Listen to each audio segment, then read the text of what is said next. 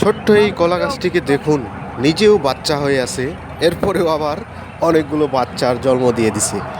তো এই অদ্ভুত সুন্দর গাছটা আমি ক্যান্টনমেন্টে দেখতে পাইছি।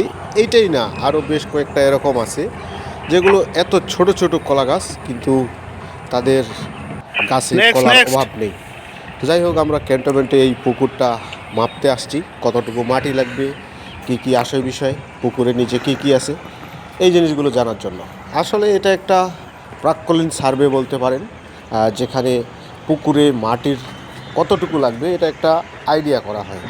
কারণ পুকুরে পানির উপর থেকে সেই জিনিসটা পুরোপুরি বোঝা সম্ভব না, তবে আইডিয়া করা সম্ভব। তবে যদিও আমরা হিসাবটা অ্যাকুরেট পাবো না, তারপরেও এই কাজটা করার একটা মেইন উদ্দেশ্য হচ্ছে আইডিয়া পেয়ে কাজটা অন্যের কাছে হস্তান্তর করা। কারণ আপনার যদি একটা আইডিয়া না থাকে, ধরেন। আপনি কী বেসিসের উপর অন্যের সাথে চুক্তিতে যাবেন।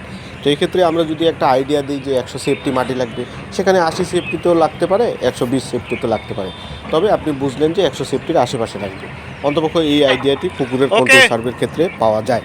আর যদি আপনি পানি শুকিয়ে সার্ভে করেন, কন্ট্রোল সার্ভেটা করেন, তাহলে এক্স্যাক্টলি মানটাই পাবেন যে পুকুরে কতটুকু মাটি লাগবে। তো পানির উপর থেকে অতটা সম্ভব না। তবে আমি মনে করি এই সার্ভে জগতে কন্ট্রোল সার্ভে এখন একটা যুগোপযোগী সিদ্ধান্ত। কারণ অনেক জায়গায় আমরা মাটি ভরাট করি, একটা আইডিয়ার উপর দিয়ে দেই, মৌখিক আইডিয়া, তবে সেক্ষেত্রে সেটা সঠিক হয়।